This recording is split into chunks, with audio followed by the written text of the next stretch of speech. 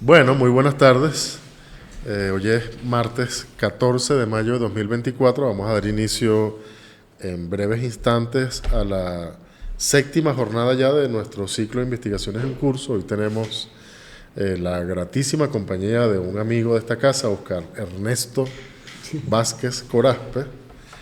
Oscar es historiador y diseñador gráfico, estudió en el Instituto Perera. Es egresado de la Universidad Nacional Experimental de las Artes, UNEARTE. Actualmente cursa la maestría del programa de formación avanzada en Historia de UNEARTE, en donde adelanta investigaciones sobre la naturaleza de los mecanismos de exclusión del discurso histórico, de la producción popular de sentidos para la conciencia histórica y sobre las relaciones entre memoria, historia, identidad y potencia política. Como diseñador, dirigió el equipo que creó la imagen y la identidad de la Universidad Nacional Experimental para la Seguridad, la UNES. Junto a Utopix desarrolló la metodología Logotopía, participando como facilitador y comunicador visual en los talleres de creación colectiva de identidades populares, entre las que se cuentan la identidad nueva del movimiento de pobladores, la campaña Nadie nos quita lo luchado, la marca Hecho en Comunas, entre otras. Ahí es donde está el Ejército Productivo Obrero, ¿cierto? Y fue la primera batalla, la primerita. La primera logotopía que nosotros hicimos para el Ejército Productivo Obrero.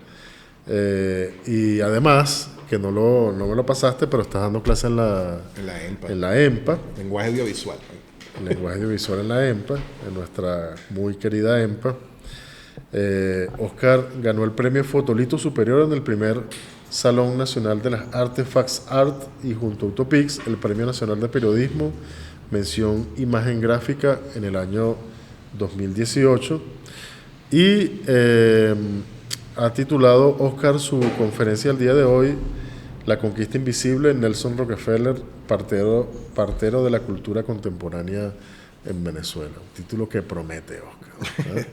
Muchísimas gracias, hermano, por acompañarnos. Bueno, muchísimas gracias, Reinaldo. Buenas tardes a todas las personas que están aquí ahorita reunidos en esta conferencia y a los compañeros y compañeras que nos van a ver en diferido. Bueno, también se les saluda con muchísimo cariño. Miren, yo llamo a esto una conquista invisible. Nelson Rockefeller fue parte de una movida estructural que sacudió los cimientos de la cultura venezolana y de las formas de vida de los venezolanos. Los modos de producción y reproducción de la vida se vieron profundamente cuestionados en un periodo muy corto de tiempo, entre el año 35-36, entre la muerte de Gómez y el primer año, además un año sumamente importante para la historia de Venezuela, porque es la huelga obrera de las petroleras, la primera huelga general que se hace en Venezuela, en el año 36, en el gobierno de López Contreras, y en ese periodo de tiempo, también para el año 38, en México se nacionaliza, ni siquiera se nacionaliza, se apropian, pues, o sea, ellos hacen, como consideraban que las empresas norteamericanas eran ilegales y estaban en contra del pueblo mexicano, en una respuesta bastante soberana, ellos nacionalizan el petróleo sin darles una sola locha a estas empresas. Y por supuesto eso fue una debacle histórica y un terror que los norteamericanos pensaron que la industria petrolera, que en ese momento se perfilaba justamente en el periodo preguerra, se perfilaba como una industria estratégica en lo que sería los próximos años del siglo XX, desde el punto de vista de los norteamericanos, durante todo el siglo XX, y no se equivocaron. En ese lapso de tiempo, ellos se dieron cuenta de que podían tener una especie de proceso en dominó, donde gobiernos nacionalistas podían empezar a repetir ese mal ejemplo. Entonces, por supuesto, los norteamericanos abrieron como dos grandes bloques de interés.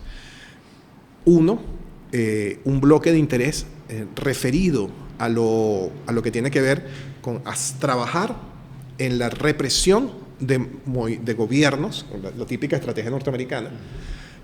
Vamos a reprimir, vamos a poner barcos, vamos a poner la quinta flota, todas esas cosas que, o sea, lo que los norteamericanos siempre hacen y que ya nosotros conocemos muy bien en la historia de la América.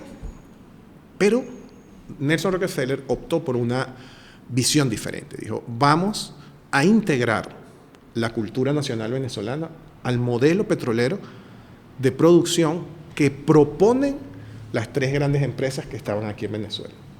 De manera de que la venezolanidad no se conciba a sí misma, sino a través de ellos. Es decir, a través de la Lago Petroleum, a través de la que después, eso y la Standard Oil fue la Creole, y las otras dos que eran inglesas y holandesas. Entonces, en ese marco, ellos se juntan, claro, por supuesto, quien más tenía intereses en Venezuela era evidentemente el grupo que representaba a Nelson Rockefeller, el Standard Oil de Illinois.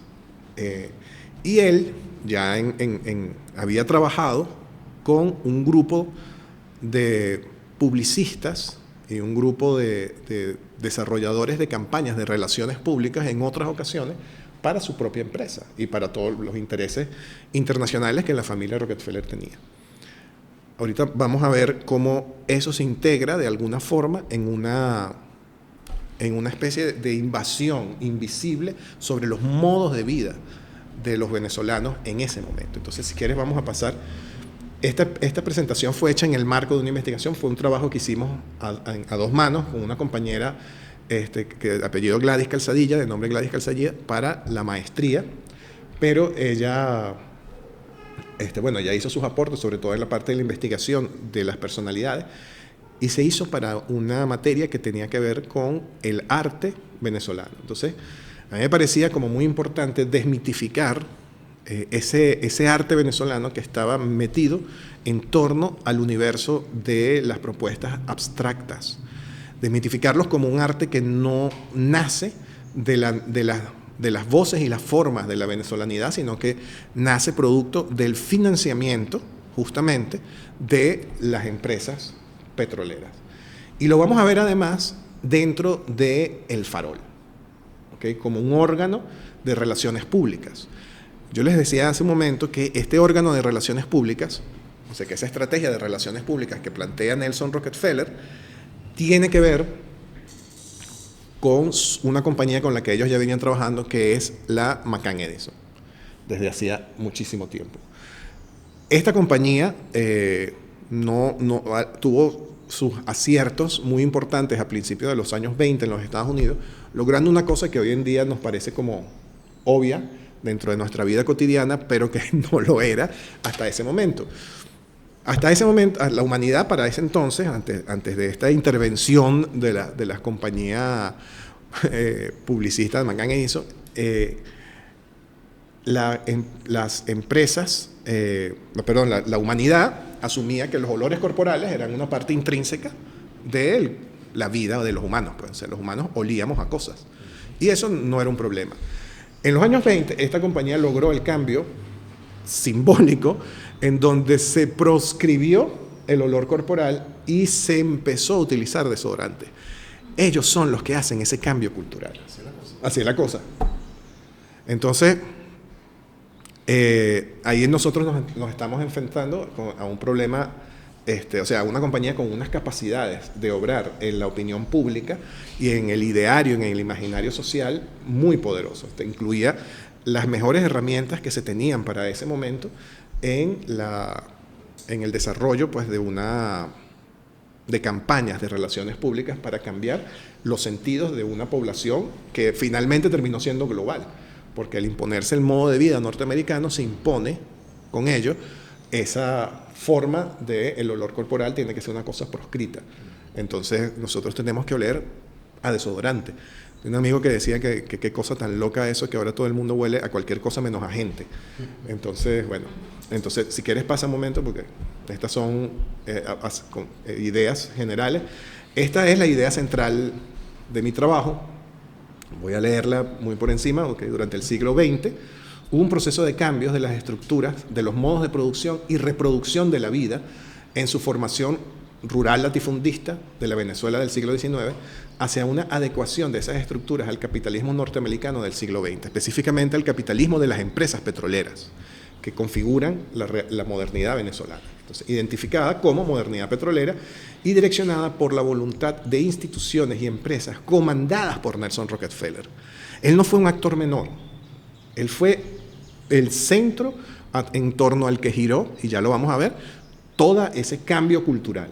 Y estamos hablando de un cambio de la material de la vida, de la forma en que nosotros hacíamos las cosas en la vida, y al mismo tiempo, por supuesto, eso, si nos ponemos a pensar como en términos marxistas, cómo eso tenía un correlato, una forma de habitar también, de estar en el relato simbólico de como de estructura y superestructura.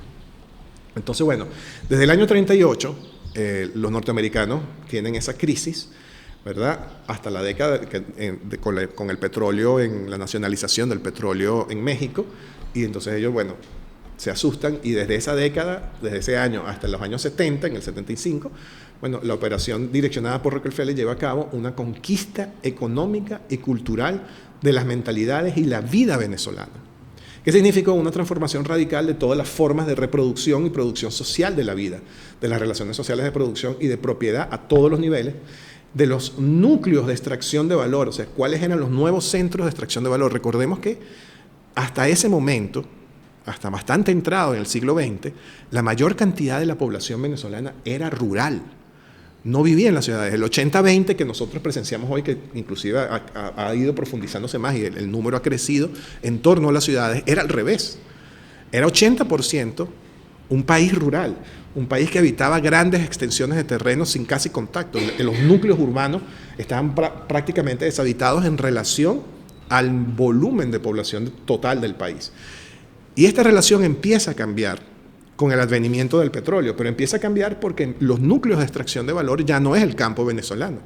Ya los grandes terratenientes, los grandes capitales venezolanos empiezan a concentrar su estrategia de extracción de valor social en las ciudades y en los núcleos urbanos alrededor de los campamentos petroleros, que se erigen además como núcleos urbanos per se. Entonces Cabimas se desarrolla Maturín como Naga, se desarrolla inclusive Anaco, El Tigre, lugares que tuvieron auges petroleros en un momento determinado. Entonces, bueno, en este sentido, nosotros vamos a estudiar un periodo que ocurre entre el año 39 y el año 55, específicamente en la revista El Farol. Queremos ver en la revista El Farol porque en la revista El Farol ocurren dos cosas. Podemos mirar cómo ocurrió ese cambio, en qué sentido opera ese cambio, de qué manera funcionó. Ojo, El Farol era una revista petrolera, pero de circulación nacional, es decir, gratuita. Para el año, o sea, nosotros estábamos revisando el año 45 y desde el año 42 hasta el año 45, y todos los meses subía 5.000 ejemplares la revista. Es una cosa bárbara. O sea, era muy rápido la forma de crecimiento del volumen de ejemplares que esa revista. O sea, no tenía que ver con el crecimiento de la población venezolana. O sea, Venezuela no estaba creciendo a esa velocidad, imposible. Pero la revista sí. Es decir, que cada vez la revista tenía más alcance. Hay un momento en que la revista se quiebra, o sea, se divide un tipo de contenidos que son de orden más social de la empresa petrolera, se va a la revista Nosotros, y la parte cultural queda dentro del Farol, la que constituye además la punta de lanza de la estrategia de relaciones públicas de la empresa petrolera. El Farol, bueno, funcionó como un operador de esta conquista en los territorios de los sentidos y las identidades, en el que toda forma de autorrepresentación social venezolana, entre otros aspectos de la vida, serán mediados, y esto es muy importante, esa idea, la mediación, por algún tipo de entidad instituida relacionada con la industria petrolera norteamericana. ¿Por qué es importante que veamos la mediación como una categoría de análisis en esto? Si quieres pasa para que esto tenga un poquito más de sentido. Bueno, estos son los intereses del señor Rockefeller, pero vamos a romper un poco el esquema. Vamos a ver este punto, que es el punto de las mediaciones. El alcance de la conquista, ¿verdad? Nosotros lo vemos en los campos de la vida que fueron afectados. Nuestras necesidades básicas, ¿verdad? Alimento, vestido y vivienda, cuando éramos de formación rural, latifundista, eran gestionadas de manera local y colectiva. No había un cada guzmancista, por decirlo de alguna forma, no existía un supermercado. La gente tenía un conuco y básicamente de eso comía. Estamos hablando del 80% de la población venezolana. Autogestionaba su alimento autogestionaba su vestido, posiblemente dentro de su propia comunidad. Había un par de mujeres que habían aprendido a coser, tenían una máquina Singer de esas de principios del siglo XX, y con esas máquinas Singer hacían costura y se hacía la ropa en esos territorios. Compraban quizás en algunos almacenes de importación que pertenecían a las grandes familias, los Blom, los Vollmer, etcétera, compraban a lo mejor telas de mayor o menor calidad, dependiendo de su nivel de acceso económico, pero en realidad gestionaban en gran medida su propia alimento, vestido y vivienda. La población vivía en casas de barecas hechas colectivamente. O sea, yo no estoy pensando, no quiero poner dentro de esto un aura romántica de que ay, ojalá volviéramos a esa época en que éramos capaces de autogestionar. No. Pero quiero decir que había una forma de hacer las cosas que era completamente diferente a la anterior. Y la verdadera diferencia es que no había una mediación. No había una mediación en las relaciones familiares comunitarias y de arraigo a la nación. En nuestras relaciones, ¿verdad?, eran directas, pues. No existía una manera de entender la nación que no fuese, de hecho, lo local. Había gente que tenía una idea de nación como muy abstracta, o sea, el pueblo venezolano tenía una idea de nación muy abstracta, que de alguna forma Gómez integra en el proceso de crear carreteras, pero en realidad seguía siendo gente que vivía la nacionalidad como lo local. Como, bueno, yo soy un oriental de Cumaná o de Marihuitar, y ese es mi mundo. Marihuitar es mi mundo, mi comunidad es mi mundo. Venezuela es Marihuitar. No había ninguna mediación entre eso, no había una institución como la escuela, no había una institución como el ordenamiento político jurídico, no había una institución como la revista El Farol para mostrarnos qué era esa nación. Después nosotros vemos el problema de los servicios. Nosotros sabemos que durante el siglo XX a nivel global, salud, ocurre un proceso de medicalización de la vida. Es decir, todos nosotros pasamos de gestionar nuestra propia salud en la medida de lo posible comunitariamente con algunas tecnologías que en su momento eran inclusive mejores que las tecnologías medicalizadas hospitalarias. O sea, a finales del siglo XIX, los índices de sobrevivencia a los partos eran mejores, según indica un trabajo que hizo el profesor Enrique Nóbrega sobre justamente el proceso de medicalización. Él demuestra cómo las parteras de esa época tenían mejores ratas de supervivencia de las mujeres parturientas que el hospital. Entonces era mejor irse con una partera que irse con un matasano, que además, bueno, solían ser hombres y un montón de cosas. Pero en este tiempo ocurre un cambio de fase en esa gestión. Fíjense que todas estas cosas que se gestionaban territorial, localmente y con saberes que además eran transmitidos por tradición, empiezan a enfrentarse a unas mediaciones. Para tú poder ejercer la medicina necesitas la mediación del título, la licenciatura. Es decir, que una institución te diga, usted está avalado para poder ejercer eso. Pero además no lo puedes ejercer en tu casa. Tú tienes que tener otra institución, que es el ambulatorio como unidad más básica, hasta el hospital, el consultorio. Una serie de instituciones empiezan a mediar entre estas relaciones de servicios básicos para la vida y las relaciones de la vida con la gente. La identidad y la memoria. Nosotros tenemos una identidad y una memoria construida en base a la historia local, a la memoria local que se tenía de esos espacios. Fíjense, por ejemplo, hay un lugar en Trujillo que se llama Guaitó. Yo no sé si ustedes lo han oído nombrar alguna vez. Han oído hablar del Tigre de Guaitó, el general Rafael Montilla. Hay una canción bellísima venezolana, que canta Lilia Vera, que bueno, ahí viene Montilla a dar la pelea y viene diciendo Morena la bala chirrea. Ese personaje es un personaje histórico. Vivía en un pueblo maravilloso que se llamaba Guaitó. Y en ese pueblo maravilloso que se llamaba Guaitó, que queda en los altos trujillanos, enfrente de los Humocaros, era un pueblo de campesinos. Él era un liberal que luchó siempre contra las diferentes oligarquías, inclusive al final traicionado por las oligarquías liberales. Ellos tenían, antes que lo destruyera la gente de Gómez, que fue lo único que pudo hacer porque no pudieron nunca tomar el pueblo de Guaitó, destruyeron el árbol de la independencia. Ellos lo llamaban así. El árbol de la independencia era un árbol en el que todos los años ellos daban un machetazo al árbol, un árbol seco además, porque en ese árbol se recostó Bolívar y habló Bolívar a la gente de Guaitó cuando supuestamente pasó por ahí en 1812 para hacer la campaña admirable. Y la gente de ese pueblo se fue con Bolívar. Y ellos recuerdan eso. O sea, es una relación con la guerra de independencia que estaba basada en una identidad y memoria absolutamente directa. O sea, no era la concepción de coño, la gran guerra de independencia, no. Era Bolívar pasó por aquí. Bolívar era rechísimo para ellos, pero Bolívar pasó por aquí. Y aquí habló y nos convenció a todos los hombres que nos fuéramos en la campaña admirable. O sea, es una relación directa con la identidad y la memoria. Y por último, bueno, ¿cómo es el asunto de la producción? Tanto la producción y distribución y oferta de bienes y servicios, todo eso se hacía. O sea, yo quiero que ustedes imaginen cómo era una fiesta en el año 1910. Una fiesta en el Orsa. ¿Sabe? Así como era una fiesta en el Orsa en el año 1910. Equipos de sonido no había. Tampoco habían cultores profesionales. O sea, no era que tú contratabas a un músico profesional. Llegaban los músicos y todo. Así como cuando nosotros vemos todavía esos viejitos que están en la plaza el venezolano bailando, siempre hay un espontáneo que toca las maracas.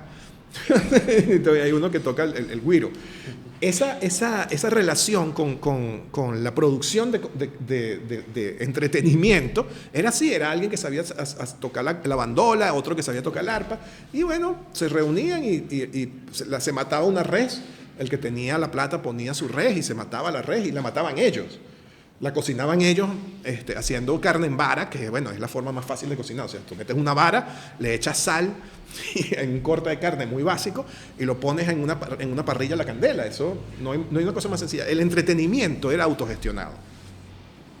Después nosotros empezamos a necesitar un pick-up, es decir, comprar el disco de Rubén Blades para poder tener una fiesta más o menos seria en la década de los 70. Entonces ya perdimos por completo esa relación inmediata, sin mediaciones, porque eso es lo que quiere decir inmediato. Lo inmediato es algo que carece de mediación. Perdimos esa relación inmediata con todas estas cosas. Y eso fue producto de un ejercicio de conquista. Fíjense que en esos elementos, todos, se resume de alguna manera tanto lo simbólico como lo material de la vida. Las cosas más básicas, lo que constituye la esencia básica de la economía, es o una necesidad básica o una relación social o una relación con los servicios de atención, tanto de educación como de medicalización, la identidad y la memoria como elemento simbólico y el hecho productivo, tanto como tal, desde la producción de bienes y servicios hasta la producción de entretenimiento y fiesta. Si quieres, vamos para arriba.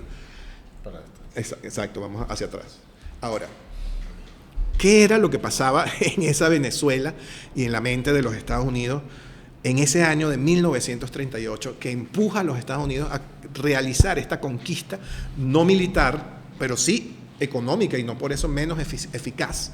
Y además, como dice Tinker Sala, o sea, cuando se piensa que el petróleo es una herencia que perdura, estamos pensando en que nosotros no hemos dejado el paradigma que esa conquista nos impuso, tanto en lo económico, en la producción material de nuestra vida, en cada una de esas mediaciones que quedaron disueltas, como, o sea, esos elementos de la vida cotidiana, del gestear y producir y reproducir vida, quedaron quebrados en el momento en el que esta conquista ocurre. Pero, ¿qué era lo que pasaba en ese Departamento de Asuntos Interamericanos del Departamento de Estado de los Estados Unidos, en donde estaba Rockefeller, justamente Nelson Rockefeller, adelante de eso en el año 38, y que toma la decisión, él, de no irse a una acción militar contra los países petroleros que quedaban fuera de la esfera mexicana? En ese momento, ellos no deciden ir a un golpe de Estado, que lo dan después, pero no deciden en ese momento directamente hacer un golpe de Estado, sino más bien empezar con una campaña cultural. Primero, el contexto venezolano y mundial. Ya lo dijimos, la guerra, se venía una guerra europea. Era evidente que se estaban reacomodando todas las fuerzas políticas, militares, imperiales de Europa y Asia. Y eso requería esencialmente petróleo. Venezuela ya en el año 36 había presentado una huelga que había sido manejada de una manera relativamente blanda para el gusto de algunos sectores norteamericanos, en el sentido de que se les dio permiso, o sea, se aceptaron los acuerdos de la huelga. Y esto es, por supuesto, en el sentido norteamericano en esa época, sobre todo, en el sentido norteamericano de la propiedad petrolera, era como aceptar que unos revoltosos le impusieran cómo es que se hace el negocio a señores como Rockefeller. Y sin embargo, Rockefeller no vio esto con malos ojos. Rockefeller fue quizás el último viajero de Indias, en un sentido, o sea, él recorrió Venezuela. Nelson Rockefeller recorrió profundamente el país. Muchas de las cosas que hay cartas que se escriben, testimonios que hay cartas que se escriben desde lugares así como el Alto Orinoco, el Ventuari. O sea, ese tipo recorrió este país buscando, evidentemente, espacios para sus negocios. Él crea una oficina, desde la Oficina de Asuntos Interamericanos, él crea una unidad de inversión y promueve una estrategia que es muy común a los norteamericanos hoy en día, en donde la inversión privada pone una parte para poder asegurar sus ganancias, en realidad, pero quien mayor pone es el Estado venezolano o el Estado colonial, el Estado que sea. Entonces, crea el IBEC, que es como el Instituto de Industrias Básicas. Es Industrias Básicas. ¿Cómo es que era? Porque primero era IBEC y después era IBEC. Ya les digo, discúlpenme que se me olvidan algunas cosas. Ajá, International Basic Economic Corporation, que después se convierte en la Venezuela Basic Economic Corporation. Es decir, es una corporación de industrias básicas económicas. Y esa corporación, que primero era solamente era internacional y después era específica con inversores en Venezuela, era justamente quien empieza a ordenar la nueva forma de relación con esto que llamamos mediaciones en los diferentes campos de la vida. Fíjense que todos reconocemos ese centro comercial, todavía hoy existe y está casi igual en las Mercedes. Ese centro comercial es una de las primeras inversiones de IBEC. ¿Qué cosas invirtió el IBEC que todos nosotros tenemos así en la cabeza? Bueno, primero, supermercados CADA. Ellos, o sea, Rockefeller se dio cuenta de que necesitaban, ellos habían creado primero un sistema de distribución masivo de productos envasados, cosa que además también habla de la nueva forma de relacionarse con el acceso al alimento. Cuando ya tú tienes una producción industrial alimenticia, y ellos tuvieron empresas de pollos, empresas de cárnicos, empresas de lácteos y pesquerías, o sea, todos los rangos como del alimento, bueno, por supuesto, centrales azucareros, en todo eso invirtió el IBEC. De hecho, Inlaca, que después sería Indulac, es también una inversión de la IBEC o de la VBEC, cuando pasó a ser solamente venezolana. Y estos grupos económicos estaban constantemente invirtiendo en procesos de producción masivo y después en procesos de distribución. Pero Rockefeller dijo, oye, estos procesos de distribución, cuando llegan a la gente en los abastos, en las bodegas y las cosas, no mantienen precios bajos. Fíjense ustedes lo que él estaba pensando. Para poder cambiar la vida de la gente, la comida que él vendía tenía que ser más barata o más llamativa que la comida que se vendía o que se podía adquirir de un conuco. Entonces, pero si tú lo vendías mucho más caro, eso no tenía sentido. Entonces ellos se dieron cuenta que no solamente hacía falta esa cadena de distribución, sino que hacía falta un sistema controlado de minoristas. Y ese sistema controlado de minoristas es CADA. Y ellos instalan un CADA en cada una de las ciudades. En Maracaibo, dadas las características que tiene, instalan una que se llama Minimax, que es una cadena de supermercados, y una cadena de supermercados que se llama Todos. Claro, ahorita seguramente deben haber unos Minimax que no son esos Minimax de esa época. Ahora bien, él no llega solo. Él viene con dos compañeros de estudio de la Universidad de New Hampshire, donde él se formó, pues, en el College de New Hampshire, Robert Bottom y William Coles. Entre ellos dos hacen la inversión y el diseño del Hotel Ávila. El Hotel Ávila fue el primer hotel de lujo 5 estrellas que tuvo Venezuela, y era un hotel para las convenciones internacionales, para poder meter empresarios petroleros aquí en Venezuela. Estoy tratando de dibujar un panorama de todos los intereses que esta gente tenía en el país. El señor, bueno, también, por ejemplo, Mavesa, Lavanderías Lavomat y el jabón Las Llaves eran negocios del IBEC. O sea, imagínense toda la permanencia que esto tiene. La gente lavaba, las lavanderas lavaban con lejía y garrote. O sea, esa era la forma en que se lavaba antes de que hubieran máquinas de lavar. Entonces, la presencia de la máquina de lavar, tenías que importar una General Electric y utilizar jabón en polvo, una cosa que no existía en su momento, para poder lavar la ropa. O sea, hasta ese nivel, ellos empiezan a tensionar eso. Y, por supuesto, empiezan a envolver con McCann Edison y Walter Thomson la idea de la calidad, de que esa es la forma de vida apetecible para los venezolanos. Con respecto a este punto final, yo quiero hacer como un señalamiento sobre los aliados de Nelson Rockefeller. Y es que todos ellos tenían relaciones con los grandes poderes venezolanos. Por ejemplo, Robert Bottom, uno de los dos, porque eran Bottom y Coles, que estaba en el equipo de trabajo de Nelson Rockefeller, estaba casado nada más y nada menos que con Margot Boulton. Es decir, una de las mecenas más importantes del arte venezolano y perteneciente a una familia sumamente importante. Recordemos además, por ejemplo, que los Boulton estaban relacionados con los Pietri.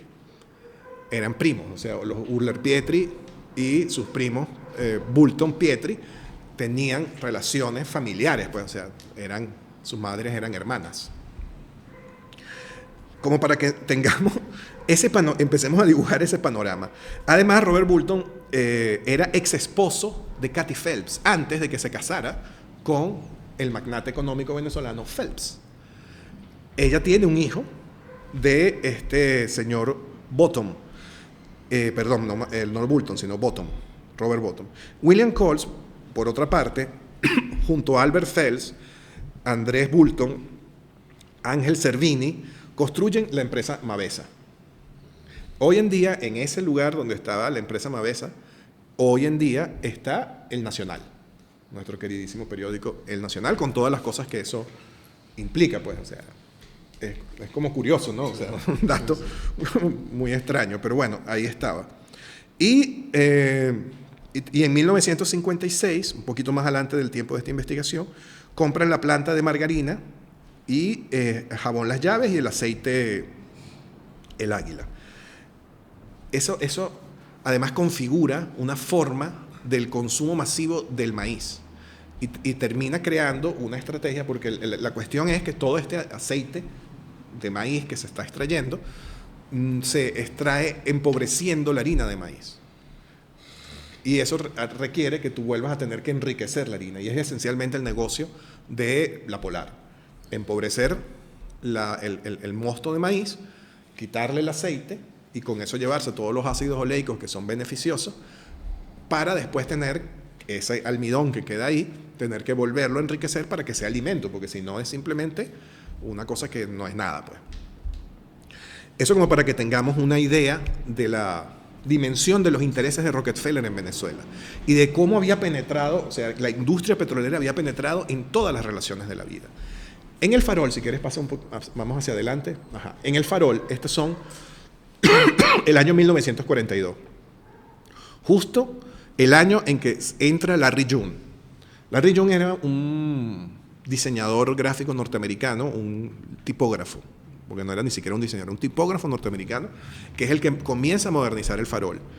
Y a partir de unos años más tarde, apenas el año 45, entra Cruz Diez, un joven que ya había trabajado para McCann Edison, entra precisamente por los contactos entre la empresa petrolera de la Standard Oil Illinois y la Lago Petroleum, con esa empresa de comunicaciones, de relaciones públicas y publicidad, entra a trabajar en esta revista. Y ahí es donde la cosa se pone más escabrosa, porque vamos a ver cómo todos nuestros grandes ídolos, desde, bueno, Mateo Manaure, pasando por Jesús Soto, pasando por Cruz Diez y después esos especies de héroes de la cultura venezolana, eran trabajadores, empleados de un proyecto, de una conquista que se estaba llevando a cabo en el sentido popular venezolano. Fíjense, necesidades básicas, alimento y vestido. Eso que estamos viendo ahí es una hoja para aprender a hablar inglés. Pero también estamos viendo, sí, esa es una hoja del Farol en donde te enseñan a hablar inglés. es enseñanza gráfica. Entonces, hay cosas que están marcadas y tú lees cómo se dice en castellano, cómo se dice en inglés, para que aprendas. Pero eso también es un campamento de trabajadores en Jusepín. Y esa es la forma de vida en habitaciones monofamiliares de máximo 4 personas que se está empezando a promover. El campamento petrolero se vuelve la forma ideal de vida de las personas. Todavía nuestra misión vivienda reproduce este modelo de vida. Ahí es cuando Tinker Salas vuelve a tener razón, o sea, es perdurable, porque nosotros no hemos salido de la conquista que nos aplicó Rockefeller. La moda, los dictados de la moda. La forma en que se configuraba la moda empieza a ser controlada por una revista como El Farol.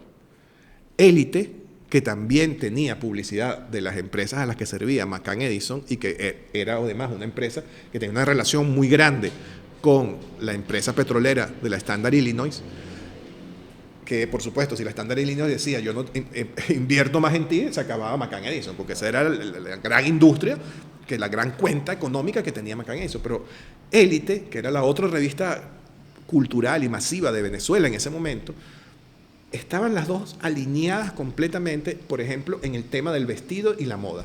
Entonces vamos viendo cómo ellos poco a poco empiezan a instaurar una forma apetecible de ser en la vida. Y este texto explica cómo tiene que vestirse una mujer en 1942. Si quieres pasa. Ajá. Cumaná. Esto es relaciones familiares comunitarias, arraigo y nación. Es posible, de hecho, para el momento en el que sale esto, en 1942, la gente que vivía en Trujillo y que trabajaba posiblemente en un campamento cercano a Maracaibo, a Cabimas, petrolero que había migrado, jamás en su vida había visto a Cumaná. Capaz ni siquiera sabía que Cumaná era parte del país al que ellos pertenecían. Ellos eran trujillanos. La primera vez que ellos ven Cumaná y que empiezan a reconocer algún tipo de narrativa alrededor de Cumaná, en lo visual, en lo textual y también en lo material, empiezan a integrar esa idea de nacionalidad, lo hacen mediado por los intereses del Farol. Y eso es sumamente interesante como punto de análisis, porque esa idea de venezolanidad, o sea, fíjense lo que ellos nos muestran en Cumaná. Y nosotros podemos hoy en día ir a cualquier página que hable sobre Cumaná y nos va a mostrar las mismas cosas. Quiere decir que ellos impusieron el relato. No nos hemos salido de ese relato. No nos hemos salido de esa forma de narrar la nación. No nos hemos salido de la forma de representar eso. Y aunque es posible que ahora mostremos centros comerciales, además de las cosas como patrimoniales, siempre vamos a ver una relación similar a lo que está mostrado en esta página. En 1942 ya se había dictaminado la manera en que cada una de las regiones hablaban de sí mismas, a través además de una mediación que estaba ocurriendo en esa revista dirigida por un norteamericano. Si quieres, continúa. Ya aquí en este momento Nelson Rockefeller no vivía en Venezuela, pero seguía con puños férreos todos sus intereses, porque sus intereses seguían vivos aquí. Enseñanza gráfica, otra vez otro ejemplo. Este es todavía más perturbador, porque esto es la familia ideal del campo petrolero. Me asombra un poco lo flacos que eran en esa época.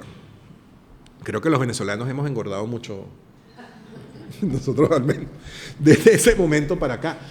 Pero fíjense, la familia nuclear, esa no es la familia venezolana. La familia venezolana del siglo XIX era una familia extendida, donde la gente... 6, 7, además en una casa en donde tú le construías un anexo, le construías un poco lo que pasa en el barrio. ¿Entiendes? El barrio vuelve a tener algo de eso porque es como una resistencia a vivir de esta forma. Pero el ideal de la clase media es mamá, papá y 2 hijos, preferiblemente un varón y una niñita. Estas son las familias que vienen después, generacionalmente. Generacionalmente. Pero vienen después porque fueron inoculadas como parte de un proyecto de cambio de formas de vida. Esta familia necesita, evidentemente esta familia necesita las mediaciones para conseguir alimento. Esto es mayo del 42. Sí, o sea, vean la fecha, es impresionante. Esta otra foto que está aquí es una niña andina. Posiblemente la primera vez que, o sea, hoy en día nosotros tenemos hasta el chiste de ese, el pequeño muchachito del páramo, echándonos el cuento de la loca Luz Caraballo subiendo, y los cacheticos rojitos y tal. Esa imagen nosotros la vivimos porque teníamos un sistema de carreteras que nos permitió en algún momento reconocer grandes territorios, o sea, algunos territorios del país. Pero esta era la primera vez que mucha gente en este país, o sea, que una gran cantidad de personas veían una niña andina y veían cómo vivía la niña andina. Y también nosotros nos sirve como un testimonio, o sea, ¿qué es lo que estamos viendo ahí? O sea, un nivel de pobreza, pero al mismo tiempo de autosuficiencia, como independencia. Cuando yo digo esto, o sea, yo quiero que ustedes se imaginen que más o menos el 60% de la población venezolana estaba excluida del salario. Eso quiere decir que nosotros teníamos un 60% de gente que vivía sin tocar una moneda jamás. Esa cosa que para nosotros hoy en día es inconcebible, se formuló aquí. La masificación del sistema bancario requería que todas estas personas, que todos los venezolanos fuéramos asalariados. Para poder lograr el modelo petrolero, nosotros teníamos que pasar a una bancarización global y a una monetarización de la vida. Esta niña, en sus relaciones, seguramente, ella pudo haberse muerto, ¿sabe? Y además toca el dinero. Entonces, esa niña andina es la primera vez que muchos de los venezolanos la veíamos. Si quieres, continúa. Aquí vemos los procesos de medicalización como una cosa heroica. O sea, en junio de 1942 se presenta los avances en un hospital.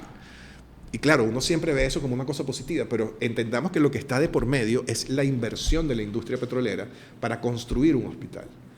Quiere decir que, además, un hospital que servía primariamente a el campo petrolero, a las personas que trabajaban en el campo petrolero, construyendo la idea, además, de una salud pública pero excluyente. Era pública porque la gente no tenía que pagar, pero era excluyente porque si tú no eras parte del campo petrolero, pues bueno, ve a ver cómo haces, pues. Si quieres, continúa. Ajá. Esto es educación. Dos ejemplos también en el año 42 de inversión educativa en diferentes lugares del país. La Standard Illinois y después Creole invertía en dar clases, o sea, en tiempo de dar clases y formación en el Liceo Andrés Bello. En ese Liceo Andrés Bello, que no sé si es el de Caracas porque no lo leo desde aquí. Y en otro liceo que estaba en, qué sé yo, en Cumaná, en Maturín, creo que es el otro. Como sea, ellos estaban invirtiendo en formación, invirtiendo en que cierto tipo de condicionamiento social entrara por el proceso ideologizante que siempre va a ser el proceso educativo. Pero al mismo tiempo, estaba creando una fuerza de trabajo que ya no podía trabajar por su propio conocimiento ancestral o por un conocimiento que era adquirido tradicionalmente, con una relación con el trabajo que venía de, bueno, mi papá cría gallinas, yo aprendí a criar gallinas, yo sé cómo criar gallinas porque estoy criando gallinas con mi papá o con mi mamá desde que yo soy un muchachito. No, ahora tú necesitas una profesionalización, necesitas pasar no sé cuántos años en un proceso de estudio para poder dedicarte a hacer algo dentro de esta nueva sociedad reorganizada. Si quieres, continúa. A mí me parece increíble las cosas del Farol. Fíjense esto, la identidad y la memoria. Durante todo este año, en el año 42 y los años anteriores, y todavía hasta el año 45, habían temas sobre los grandes caciques aborígenes. O sea, temas sobre narrativas históricas de Venezuela y además sobre casas históricas como patrimoniales. Esa mediación, ahí hablamos de Juan Liscuano, vamos a hablar de él después, en un momento determinado. En 1942, todas estas casas históricas y todas estas cosas eran la primera vez que la gente las veía y era además la forma, la narración que se construía, era narración que escribía gente como Luis Peñero Ordaz, que era uno de los escritores de este texto. O sea, gente que estaba al servicio de una política de relaciones públicas para crear y concentrar la nacionalidad venezolana en torno, que es una de las cosas que dice Tinker Sala, porque eso está escrito en una carta que escribe Nelson Rockefeller, hacer que la venezolanidad sea íntima de las relaciones con las empresas petroleras. O sea, no podemos diferenciar esa relación. Y hoy en día, el modo de vida, la cultura y la forma de producción de la vida materialmente que nosotros heredamos, inclusive el horizonte de aspiraciones que nosotros heredamos, es ese horizonte de aspiraciones. O sea, lo que nosotros queremos inclusive como sociedad es el modelo con el que se nos conquistó entre 1938 y 1956. Si quieres, sigue adelante. Bueno, esto es todavía más impresionante porque tiene que ver, en el año 42 ya se había publicado la novela Cubagua, pero bueno, está ahí el título Perlas y Petróleo. Para los compañeros que no sepan, Cubagua es una novela justamente donde Enrique Bernardo Núñez hace un paralelismo entre la pesquería de perlas de principios de la colonia en Venezuela, en la isla de Cubagua, y el proceso de extracción petrolera, como un modelo de extracción de valor y donde, bueno, tú destruyes la naturaleza, destruyes todo, no te importa ni la sociedad que queda, y vas extrayendo esa riqueza del territorio a través de la esclavización de los sujetos que son originarios de esa tierra. Y por el otro lado, como la cultura popular. Estos son dos revistas, fíjense ustedes que una salió en julio y la otra salió en septiembre, están ahí pegaditas. Tenemos a un Simón Bolívar, un poco raro para los estándares nuestros hoy en día, y después tenemos a Lincoln. ¿Qué hacía Lincoln en una revista venezolana? Es algo que a mí me parece como sumamente importante de dilucidar, porque es una construcción de los valores norteamericanos. A mí siempre me asombró mucho que nosotros, como modelos, o sea, todos los niños venezolanos se saben el cantico que los policías gringos le dicen a la gente cuando los detienen. No tienen idea de cuál es el procedimiento adecuado del uso progresivo y diferenciado de la fuerza aquí en Venezuela, pero todos no sabemos el cantico, la narrativa que dice, o sea, cualquier cosa que diga puede ser usado en su contra en un tribunal, no sé qué vaina. Es este mismo modelo, es esta cosa de poder presentar al mismo nivel, porque además salieron en la misma página, a Bolívar y a Lincoln, como dos cosas equivalentes. Y ahí están algunos de los escritores, en chiquitico se ve el nombre de Luis Peñarol Ordaz y, bueno, y otra gente que estaba por ahí. Si quieres, adelanta. Ajá. La mediación cultural.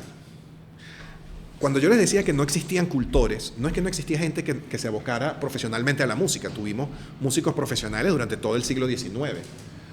Pero el entretenimiento y mantener viva una tradición cultural no era una cosa ni de cofradías, por lo menos hasta ese momento, ni de cultores, de una gente que estaba separada del resto de las personas.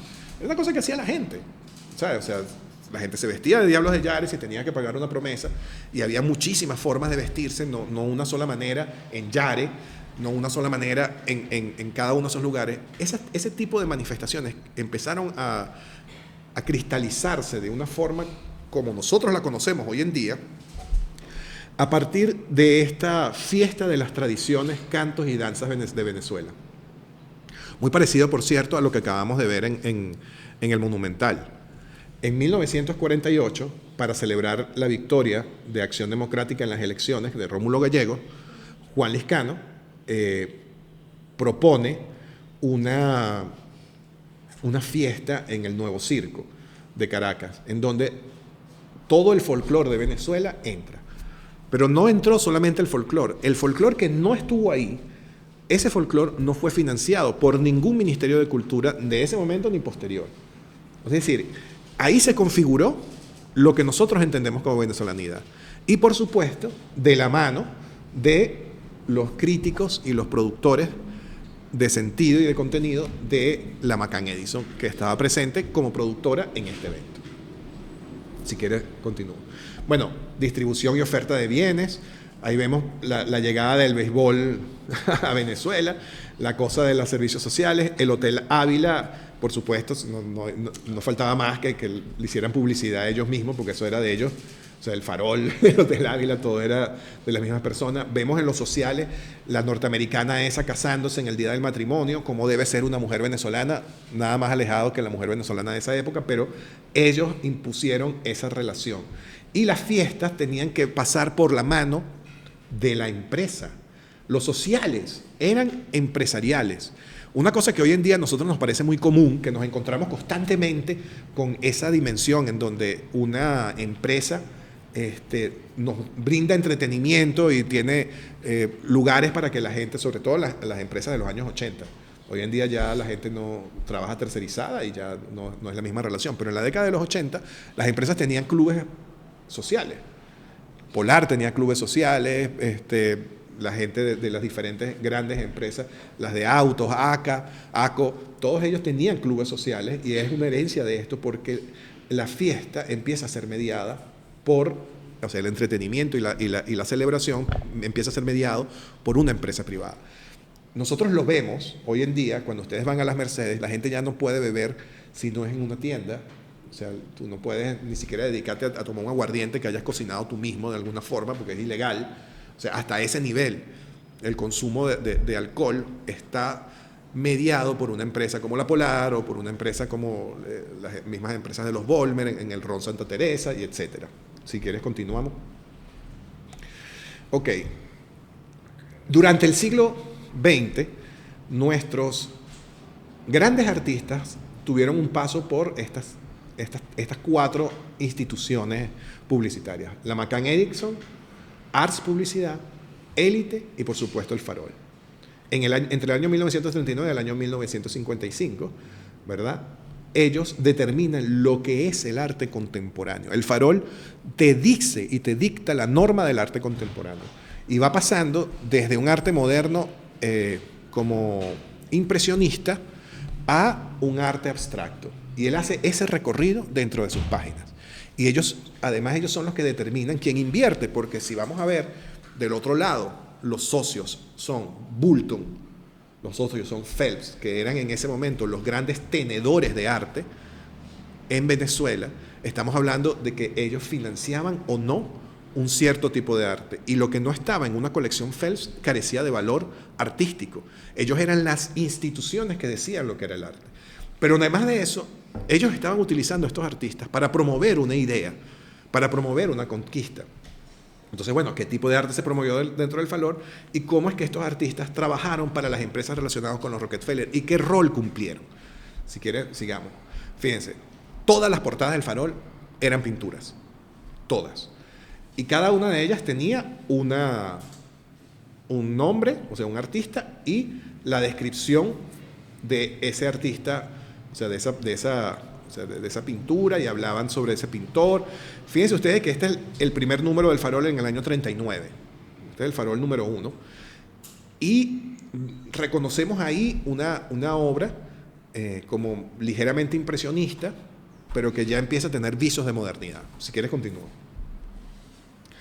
Manuel Cabré, en una etapa temprana de su obra, una etapa tardía de su obra, en 1942 Manuel Cabré está lanzado al impresionismo, un poco como más o menos gestual, pero todavía vemos contenido paisajista en la narrativa, un poco de contenido social, porque hay algo de la pobreza retratado en el cuadro, pero todavía tiene ese sentido. Pero ya empiezas a tener como una especie de composición más abstracta. Ya no vas perdiendo ese grado de abstracción. Esto fue una decisión política, es lo que yo quiero como que tengamos todos claro. Si quieres, continúa. Aquí tenemos a 3 artistas en diferentes etapas, en el año 43, en el año 46 y otro en el año 46. Rafael Rivero, ya en la modernidad pura, saliéndose de la figuración, ya llegando casi a esos niveles de abstracción simbólica, pero todavía sin pasarse hacia el lado netamente abstracto. Héctor Poleo con su especie de surrealismo latinoamericano-venezolano muy particular, y Arturo Linares con una cosa que parece mucho, o nos recuerda mucho al diseño gráfico, al diseño decorativo. Entonces, vemos cómo ellos van cambiando la idea del arte venezolano, y vamos viendo cómo se van abandonando los temas sociales. Fíjense que ustedes aquí en el Farol jamás publican a César Rengifo. Siendo uno de los artistas más importantes vivos de su momento, el Farol nunca lo publica. Básicamente porque era un comunista, básicamente porque hablaba de la pobreza, básicamente porque no le interesaba al Farol publicar esa obra. A pesar de que el Estado venezolano, inclusive durante la dictadura, promovió el trabajo de César Rengifo, que yo creo que hábilmente él aceptó el encargo de Amalivaca, porque si no, no tendríamos esa maravilla de historia pintada, bueno, hecha con mosaico en el centro Simón Bolívar. Si quieres, continúo. Ahora fíjense, Cruz 10 en el año 46. Esta es la llegada de Cruz 10 al farol. Y un Cruz 10 muy raro para nosotros, pero si ustedes se dan cuenta, ya el realismo del color se pierde. ¿Okay? Las figuras son casi caricaturescas. Tienen un sentido, todavía hay un poquito de sentido social, pero es como la parranda navideña. Pero todavía hay un sentido social en este trabajo. Si quieres, continúa. Ahora, también de Cruz 10, unos pocos años después, vemos cómo el nivel de geometrización de la imagen aumenta, perdiendo ya del 46 al 49, son 3 años. En 3 años vamos abandonando la figuración. Y además el tema, estos son trabajadores del farol en el farol. Ya desaparece el tema social. Y después, otra portada que diseñó Carlos Cruz 10, en el año 54, al final del periodo que estamos estudiando, ya no una obra suya, sino una obra de Calder, en la recién inaugurada Aula Magna, Las Nubes de Calder, ya es completamente una imagen, a pesar de que es una imagen fotográfica, es una composición que se refiere netamente a un proceso de abstracción.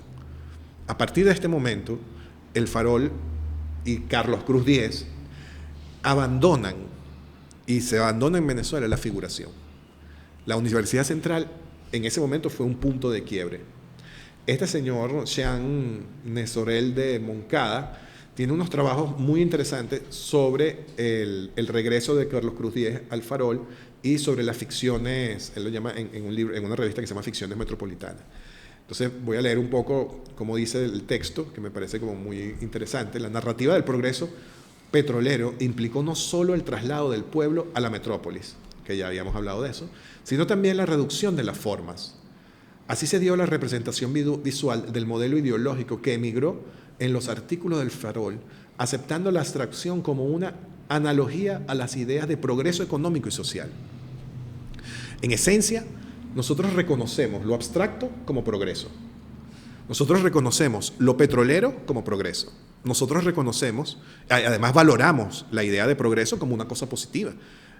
La idea escalonada, que no es una cosa que nada más pasa en Venezuela, ¿no? O sea, es una vaina que se instala a nivel global, pero que en Venezuela ese proceso ocurre de manos de Nelson Rockefeller. Y vemos cómo todas esas ideas de lo económico y lo social, el avance, el progreso, la mejoría económica y social, está íntimamente relacionada con la pérdida de las formas, es decir, con la pérdida del contenido nacional, del contenido territorial, del contenido humano, para quedarse con netamente lo técnico, la representación técnica de la imagen. Continuamos. Fíjense, Mateo Manaure tenía como 27 años, menos 25 años cuando regresa. Era un muchachito. Y el farol le dedica 2 páginas completas, de hecho más de 2 páginas, porque el artículo tiene más páginas que esto, completas a un venezolano que está regresando de París. ¿Por qué? ¿Por qué a Mateo Manaure sí y a otros pintores no? O sea, no es que Mateo Manaure no era el único pintor, no es que él estaba solo, pero esa promoción de artistas jóvenes era una manera de captar talentos para sus fines propagandísticos, para dictaminar cómo debía ser el arte. Porque cuando a ti te agarran así de joven y te lanzan esa perorata, pues a ti te desubica. Y no sé, a mí me parece que por más personalidad fuerte que tuviera Mateo Manaure, que es una personalidad fuerte dentro de las artes, empieza a haber un diálogo con el mecenazgo que produce el hecho de que si el farol te publicó, quiere decir que los Bulton están pendientes de ti, quiere decir que los Phelps están pendientes de ti, claro. Quiere decir que los Mendoza, que estaban empezando a emerger también como grandes coleccionistas un poco después de esta época, están pendientes de ti. Y fíjense que esto es para el año 49. O sea, ya había caído Rómulo Gallegos, empezaba el proceso de la dictadura de Marcos Pérez Jiménez. Y dentro de ese marco de una Venezuela tan convulsa, nosotros encontramos un artículo así, un pintor venezolano regresa de París. Y ya ven el cambio tipográfico y la cosa, eso es la modernidad también en el uso de la tipografía. Cruz 10 y Larry June, que fueron una pareja sumamente productiva en estos años, cambiando además la manera en que, o sea, creando formas más eficientes de crear una narrativa visual en los textos y aplicaciones del producto editorial. Ellos modernizan la editorial venezolana. Lo que nosotros hoy en día consideramos verdades, los primeros, o sea, verdades, como digo yo como diseñador gráfico, aquellos sobre los que nosotros pensamos como principios del diseño, los primeros que realmente lo aplican aquí en Venezuela son esta pareja, Larry Jung como tipógrafo y Cruz Diez como diseñador y creativo visual. Si quieres continúa. Bueno, aquí está el cuento de Cruz Diez en una entrevista para una revista que se llama Logotipos. Cuando le dije a mi padre que quería ser el artista, él, que era intelectual, se encantó. Pero el resto de la familia y los amigos dijeron, ¿cómo se le ocurre? Se va a morir de hambre. Ser pintor no genera riquezas. No se puede. Va a terminar en borracho o tuberculoso, como Cristóbal Rojas. El pobre Cristóbal Rojas se murió de tuberculoso porque no comía, no por la pintura. Mis profesores Pedro Ángel González, Rafael Ramón González y Monsanto vivían modestamente, con un pequeño sueldito. Los anteriores a mí, que habían salido al mercado de trabajo como artistas, tenían que dedicarse a profesores y a pintar avisos de cine. La pintura la hacían en su tiempo libre. Cruz Diez puede dar ese salto, básicamente, por un aparato cultural de financiamiento que el Estado venezolano y las empresas petroleras y las organizaciones privadas ponen sobre él. Le permiten a él, a Alejandro Otero, a Carlos Cruz Diez, a Jesús Soto, a Mateo Manaure, a esos que llamamos los disidentes que construyen el movimiento primero cinetista venezolano y después toda la abstracción venezolana, ellos pueden dedicarse a eso porque ellos están conectados con los grandes coleccionistas. Imagínense ustedes, estamos hablando de Cristóbal Rojas. O sea, Cristóbal Rojas de verdad es un pintor fundacional. Lo que pasa es que nosotros lo tratamos poco, pero es un pintor fundacional de Venezuela. Y murió tuberculoso, abandonado. Y lo que lo mató fue la pobreza. Lo mató el hecho de no comer, porque no había quien le financiara. A los que le financiaron, pues pudieron vivir toda su vida en Francia, como estos muchachos. Bueno, estos señores que ya no eran muchachos en ese momento. Y todo comienza por esa relación en la estrategia de dominación que se construyó desde el Farol como una parte de esa conquista invisible a la que yo estoy tratando de dibujar como con punticos en esta conferencia. Si quieres, continúa. Aquí están los amigos que trabajaron en McCann Edison o en el Farol de él. Todos son artistas importantes. McCann Edison, Jesús Soto. Jacobo Borges, imagínate, un carajo que uno tiene un respeto porque como era comunista y tal. Bueno, ahí está, en McCann Edison. Régulo Pérez, en el Farol, entre el 50 y el 60. Luis Guevara Moreno, en el Farol, entre el 45 y el 49. Claro, Carlos Cruz Diez se trajo a sus amigos, se los llevó a trabajar con él, pero era en parte una estrategia en donde se estaba captando a lo más representativo de la producción plástica y de las estrategias visuales de comprender la nacionalidad venezolana para poder servir como trampolín a una serie de sentidos que se terminan instituyendo. Entonces, si quieres continúa para ver. Fíjense entonces, luego de todo esto, todas estas mediaciones que nosotros vimos al principio, cómo eran en el siglo XIX, a principios del siglo XX, cómo empiezan a cambiar, muestran que este cambio no fue solamente un cambio cultural, en el sentido un poco como se piensa desde Tinker Sala, fue un cambio en la vida material de los venezolanos. O sea, las empresas de Rockefeller tenían incidencia en cada uno de estos aspectos que constituyen, o sea, qué cosa queda por fuera en la vida de un ser humano que no esté aquí. Lo básico, lo elemental está aquí. Lo básico y lo elemental está aquí. Y claro, si usted se pone a pensar, por ejemplo, en la producción de conocimiento universitario que también estaba mediado por los Rockefeller y por los fondos de financiamiento Rockefeller que construyen, por ejemplo, la Escuela de Sociología, la Escuela de Antropología en Venezuela, fueron financiadas por ellos también, solo que no lo vi en esta investigación. Pero eso también estaba. O sea, es poco lo que queda fuera de esto. Yo, como para terminar de cerrar esto, desde Utopix, nosotros siempre nos preguntamos cómo se producen esos sistemas de exclusión, entender cómo queda excluida una nacionalidad, cómo queda excluida una idea de nación, cómo quedamos excluidos nosotros en nuestra propia vida, cómo se ha conformado materialmente unas maneras de ser y estar en el país que seguimos arrastrando inclusive como deseo. O sea, ustedes ven la campaña electoral que se está desarrollando en este momento y nosotros vemos fácilmente cómo se identifican procesos anteriores como el deseo de volver a una Venezuela petrolera. En cualquiera de los dos grandes relatos, lo que se está pidiendo es un tipo de Venezuela petrolera.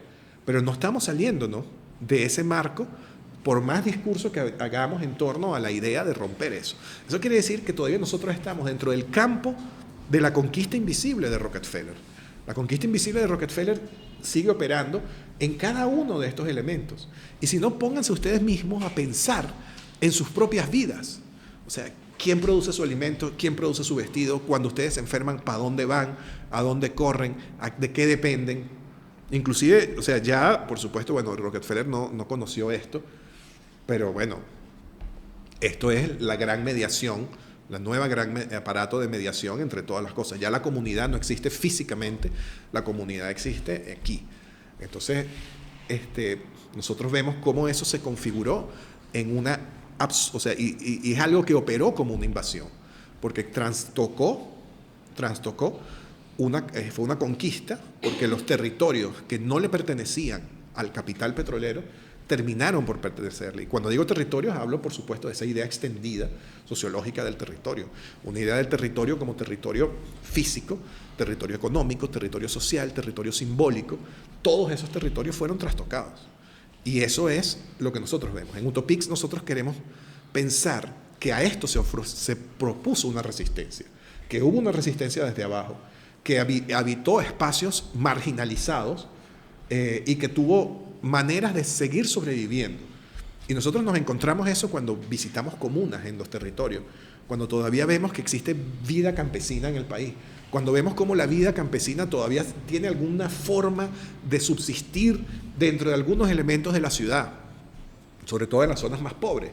Entonces, donde la comunidad sigue de alguna manera resistiéndose a ese avasallante, pero claro, en líneas generales, la gran aspiración sigue siendo esta. Entonces, bueno, nos toca preguntarnos, ¿y ahora con todo esto qué vamos a hacer?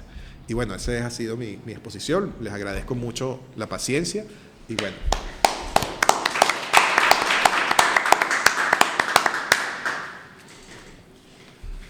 Muchísimas gracias, Oscar. Mira, complementando tu intervención, tu excelente exposición. Bueno, lo comentaste varias veces durante la presentación, ¿no? La importancia de este libro de Miguel Tinker Salas, Una herencia que perdura, petróleo, cultura y sociedad en Venezuela, hasta por lo menos lo mejor que yo he leído sobre el tema, sobre un tema que ha sido no poco tratado. No poco tratado, sí. De hecho hay, bueno, clásicos como Rodolfo Quintero y algunas otras cosas. No poco tratado, pero no tratado con la suficiente profundidad, ¿no? Yo creo que en ese sentido, o en ese contexto, me parece tan útil y me parece tan importante el aporte que tú haces con análisis de esta naturaleza, ¿no? Como, bueno, ya lo comentaba, el libro de Tinker Salas. Yo lo había... Mira lo que dice acá. Una de las principales herramientas del arsenal de relaciones públicas de la Creole fue su revista nacional El Farol, cuyo nombre era la traducción de The Lamp, publicación de la casa matriz Standard Oil Company of New Jersey. La Shell publicó la revista Shell y la Mene Grande Oil Company publicó Mene. Originalmente dirigida a los empleados cuando fue fundada en el 39, dice Tinker Salas, para mediados de la década de los años 40 el Farol, que es el grueso de lo que tú trabajas acá, el Farol fue adaptada a la nueva estrategia de relaciones públicas, plena Segunda Guerra Mundial, y buscó cada vez más educar al público de clase media.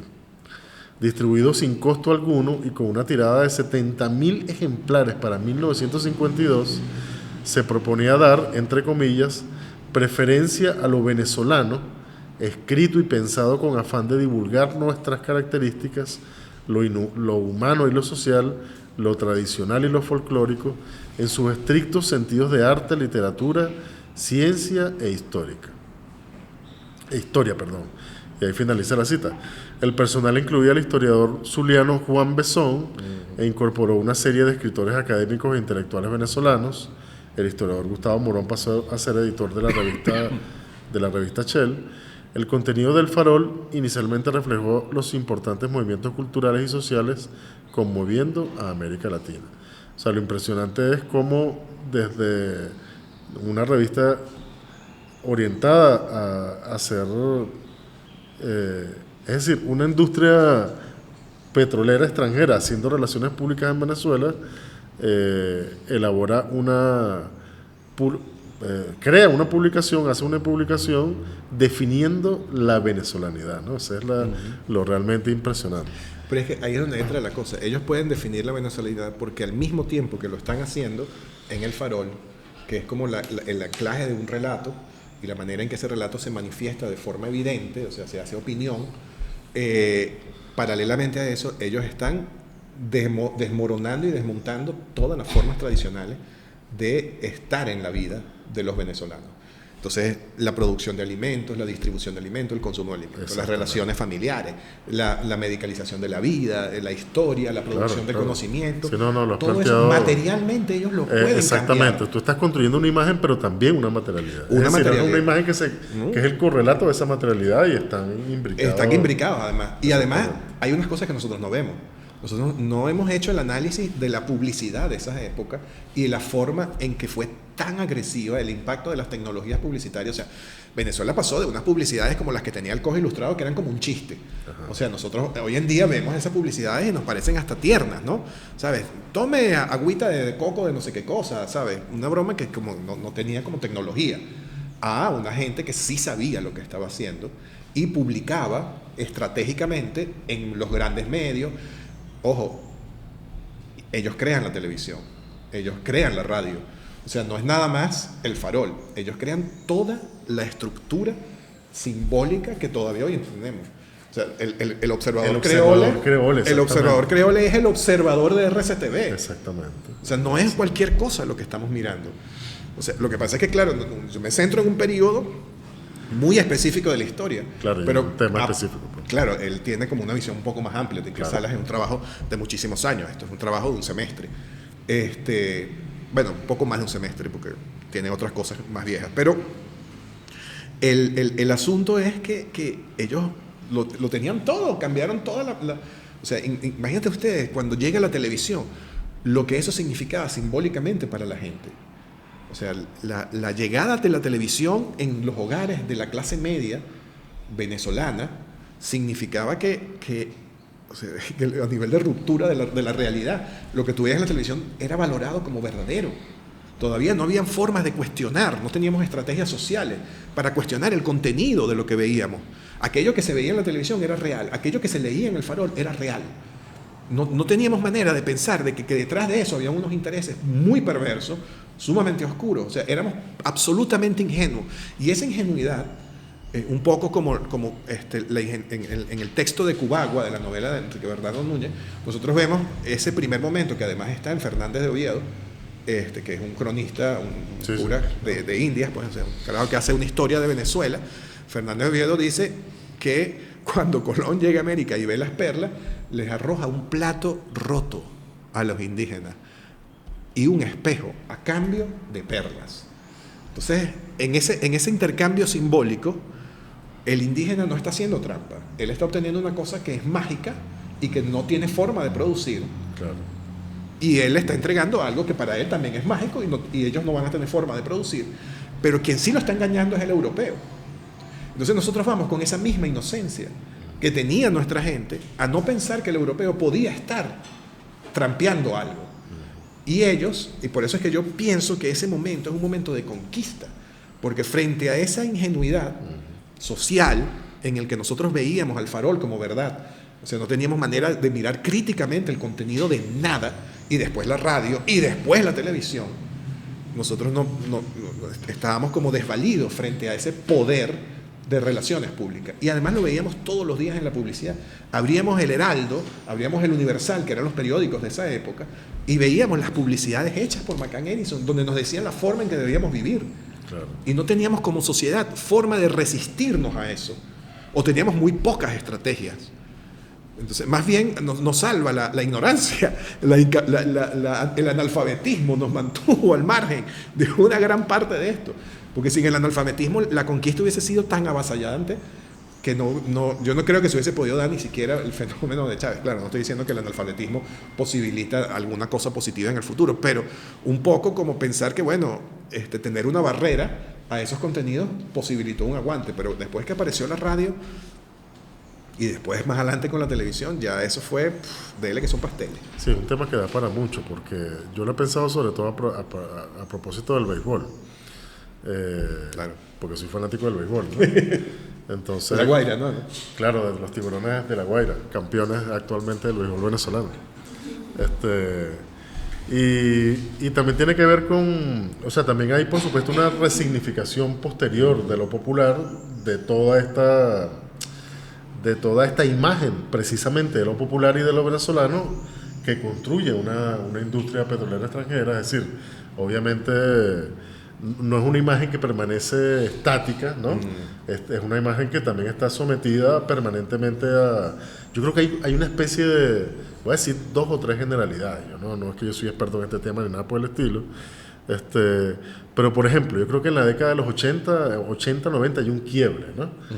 Yo creo que eso está muy bien. Yo creo que lo hizo muy bien... ¿Cómo es que se llama la compañera que hizo el documental Pégale Candela? Alejandra Laprea, ¿fue? Ok.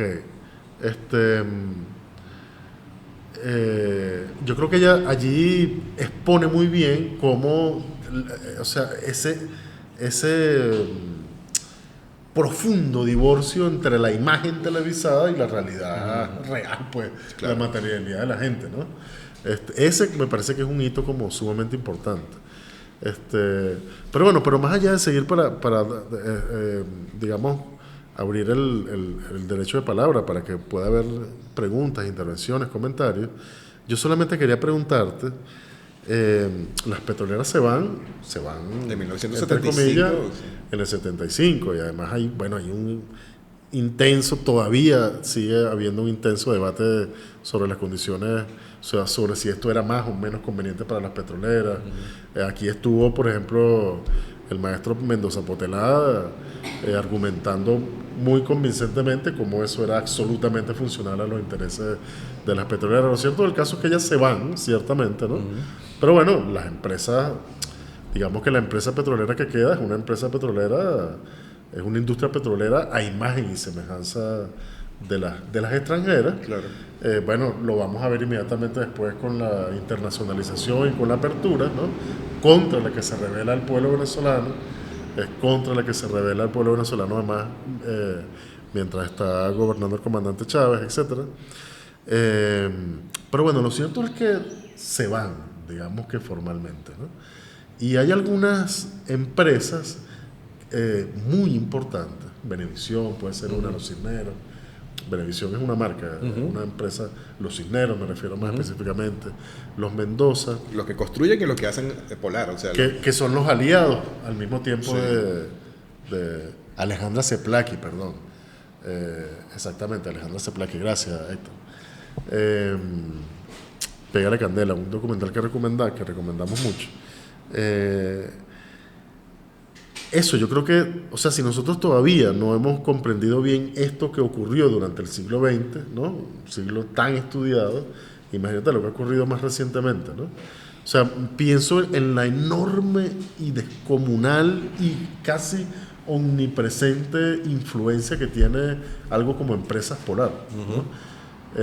Como Empresas Polar, por supuesto, adaptándose a las circunstancias, que son circunstancias históricas naturalmente distintas, o sea, cómo copian, hasta qué punto copian tanto muchas de las estrategias que ya aplicaban las petroleras, hace 80 años atrás, con el deporte, por ejemplo, ¿no? Claro. Y bueno, y así muchísimas cosas. Entonces, no sé si es algo que has pensado. O sea, lo que queda después de la conquista, esta herencia que perdura, cómo se expresa. Fíjate, como algunos hallazgos que a mí siempre me han parecido sumamente interesantes, y una cosa con respecto a esas grandes empresas. Todas ellas son herederas del modus operandi, porque además eran las socias materiales, económicas de estas empresas extranjeras. Cuando las empresas extranjeras con el BBEC empezaron a ver que no solamente habían capitales norteamericanos interesados en invertir en Venezuela, sino también capitales nacionales, ellos tenían que poner esos capitales al servicio del proyecto del progreso venezolano, entendido petroleramente hablando, pues, o sea, del proyecto de las petroleras. Entonces, estos capitales se ponen al servicio, efectivamente, de ese nuevo modo de vida. O sea, empezamos a dejar de consumir miche, rones blancos, cosas de alambique, para consumir cerveza. Una cerveza, además, que yo no sé cómo la Polar pudo meternos a nosotros en la cabeza que era buena. La cerveza tan mala. Tan mala, realmente mala, mala y dañina. O sea, yo me he caído a curda en Bruselas, y disculpen la cosa que no es para decir, ay, que yo estuve en Bruselas, no, pero yo me he caído a curda en Bruselas con una cerveza que tienen como 14 grados etílicos, y al día siguiente yo estoy bueno y sano. Bueno, y mostrar, o sea, tomarte una foto, una selfie con una botella de la Polar es signo de venezolanidad. Eso es, o sea, justamente el asunto simbólico, ¿no? O sea, tan mal estamos, pues, ¿no? Sí, estamos bastante mal. Bueno, pero, o sea, nosotros lo vemos en las narrativas de la oposición venezolana, la narrativa polarista. O sea, en sus marchas, yo me recuerdo en el momento justamente del año 2017, con la violencia política, había gente disfrazada de Harina Pan, de la muchacha de Harina Pan, claro. como si fuese una vaina heroica. Claro. Y además, no solamente eso, sino que ellos lo ponían como en un imaginario. Hay un grupo, una gente que se llama Íconos Venezolanos. Entonces ponen que son diseñadores gráficos y que, bueno, perfectamente podrían ser los antagonistas políticos y simbólicos a Utopix. O sea, lo que nosotros hacemos es exactamente, o sea, tú quieres saber qué hace Utopix, exactamente lo contrario a lo que hace Íconos Venezolanos. Sí, qué tremendo trabajo, además. Gráficamente. Sí, gráficamente es muy bueno. Pero entonces, claro, cuando uno ve la empanada, uno, ¿sabe? Se ríe y chévere la empanada, pero después uno ve la Polar. Claro. Entonces, y después ves la arepa Polar, y después ves la cerveza, y después ves el oso. Y todos esos son los íconos de la venezolanidad. Exactamente. Otra cosa que quería como comentarles, también para tener una idea de cómo se perfila una cultura que altera la forma natural o la forma tradicional en que eran las cosas, tiene que ver con la música venezolana. Esta denuncia, no la hago yo, pues la denuncia la hace nada más y nada menos que Aquiles Nazoa. Aquiles Nazoa denuncia a Juan Vicente Torrealba. Tiene como 4 textos denunciando a Juan Vicente Torrealba como un estafador. Desde la forma en que se vestía hasta la música que tocaba. Él decía, eso no es joropo. Eso no es música del llano venezolano. Esos son valses. Pero resulta ahora que... México, exacto, una cosa como veracruzana con valses tradicionales, pues, o sea, en ritmo de vals.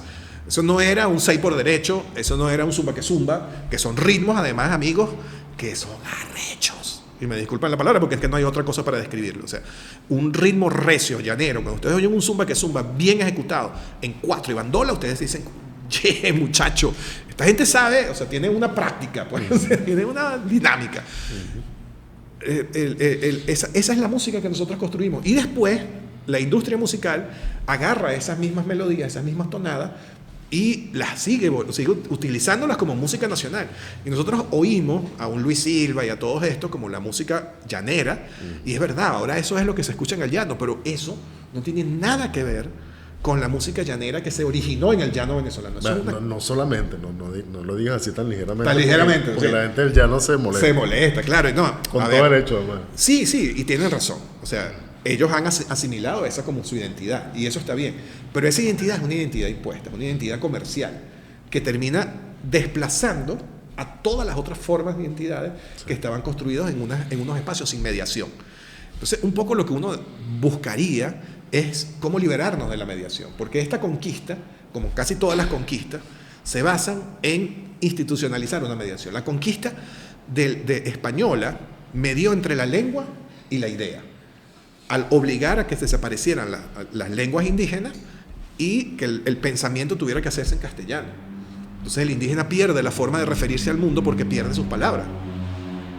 Pero también medió entre lo religioso es decir, entre la espiritualidad y los sujetos del territorio.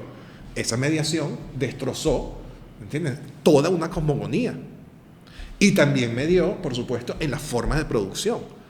Maneras históricas de producción que tenían muchísimos más años que esa coronita española de Castilla, muchísimos más años en este territorio, cosas que podían tener 5.000, 6.000 años, haciéndose así aquí, fueron mediados por una nueva forma de producción que era la encomienda.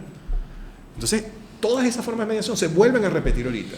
Entonces, nosotros deberíamos preguntarnos cómo nos liberamos de las mediaciones, cómo rompemos esas mediaciones. Y hoy en día, pues... ¿Cómo se construyen otras? Pues, ¿no? O cómo se construyen unas mediaciones nuestras, pues que estén en nuestras manos. Primero, como tú hablaste de la bancarización, ¿no? Y algo importante para mí es cómo eso que impusieron en un modelo relaciones públicas, agencias de publicidad, inversión extranjera, las petroleras, se replicó, y tú lo asomaste muy bien, en esta construcción de cultura corporativa en otras empresas, instituciones o áreas de la economía, del empresariado venezolano, ¿no? Yo trabajé, como te he contado, 10 años en el Banco de Venezuela, entre el 88 y el 97. Y los vestigios, como dice Reinaldo, hasta ahorita, estamos hablando, como dijiste tú, casi saliendo de los años 80 y casi el año 2000, los vestigios que había de eso, ¿no? De la relación entre... Y yo estudié relaciones públicas, ¿no? Y las relaciones públicas, ya Daniel Bell en la teoría crítica de Frankfurt criticaba las relaciones públicas porque era una estrategia de reproducción de modelos impuestos por la cultura hegemónica, ¿no? Y en el Banco de Venezuela, por ejemplo, en esa época, estoy hablando del año 88, 89, cuando empecé a trabajar allí, uno de los programas bandera era la perfecta ama de casa con la señora Cifuentes, ¿no?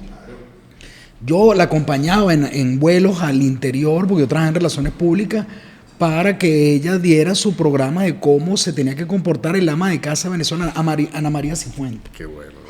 Y ya uno, claro, uno trabajaba allí, yo tenía 20 años, pero claro, uno se hacía esas preguntas, ¿no? O sea, y lo otro, que ese modelo de las revistas, ¿se acuerdan? Importantísima en la industria petrolera, cómo se replicó en los bancos, ¿no? Incluso los bancos del Estado, el Banco Central de Venezuela, su revista de cultura, en el Banco de Venezuela, Banco Ben, eran unas revistas sobre todo culturales, ¿no? Para mí, cuando yo entré a Relaciones Públicas y después paso a prensa, era algo importante escribir para esa revista porque eran revistas de cultura, sobre arquitectura del banco, pero todo tenía relación con el banco, ¿no? O sea, y tú hablaste de la bancarización. Ahora, también me parece importante, como dices tú, que cambiaron las relaciones sociales o las formas de las relaciones, porque incluso algo que también noté yo en mi época trabajando en el Banco de Venezuela era cómo se establecían las relaciones familiares, ¿no? O sea, tú dices, Bob Botón se casa con Katy Phelps, ellos tienen a Peter, y Peter es el que hace el imperio de las comunicaciones en Venezuela, de las empresas 1BC. Claro. Que son RCTV y que tienen que ver con toda esa dinámica de construcción de una cultura corporativa. Tú nombraste a los Pietri y la esposa de Caldera, Alicia Pietri de Caldera. Y cuando ellos estábamos en el banco, todo eso era la familia Lecuna y todas esas familias Mendoza estaban asociadas con toda esta parte de Ana Teresa Cifuentes, toda esta cultura corporativa, relaciones públicas, pero ya ahí todavía se mantenía esa imposición. Y después los programas en cultura con el arte, en contacto con el arte, el mecenazgo que había, y eso lo vimos después en la crisis financiera del 94, cuando Fogade asume toda la obra, toda la gran cantidad de obras de arte. En el Banco de Venezuela, donde yo trabajé, había Reverón, habían Narváez, habían, ¿cómo se llama? Me acuerdo que cuando en el 94... previo a la crisis financiera, como sale en la película 100 años de perdón, si tuviera aquí mano la sabe Reverón, se van a robar la caja fuerte del banco. Ya se robaron todo. En el Banco de Venezuela, cuando lo intervienen en el 94, se habían robado el Reverón, se habían robado varias obras de arte, se la habían llevado, ¿no? O sea, había un Narváez atravesado yo siempre lo cuento, en el ascensor de carga, porque se lo trataron de llevar y no pudieron, ¿no? Y nosotros en Relaciones Públicas corriendo a ver qué se habían llevado y qué no. Pero me parece interesante porque quedan vestigios aún hoy. Sí, total. De esta cultura corporativa corporativista o corporativa y pensamos que es lo propio que hay que hacer cuando, como ha dicho bien mi amigo Oscar, hay que ver cómo se desmonta, ¿no? Porque todavía vemos esa intencionalidad de volver a esa cultura corporativa cuando realmente fue una imposición hegemónica foránea. Quería comentar eso. Te felicito por esa exposición y aunque tú dices que tu investigación es breve, bastante exhaustiva, creo que da para líneas de investigación que son necesarias, inclusive interdisciplinarias, porque me trae para acá el haber conversado con el finado Fermín Toro Jiménez, que la última conversación que tuve con él hablaba de cómo Rockefeller incidió en la transformación de las leyes venezolanas en función de los intereses que tú describiste. O sea, hay una parte legal que implica una ingeniería social que complementa lo que dices, pero de la parte jurídica. Claro. Y la última conversación que tuve con mi maestro Raúl Domínguez, el viejo, hablaba sobre cómo él también ayudó a configurar el capitalismo agrario.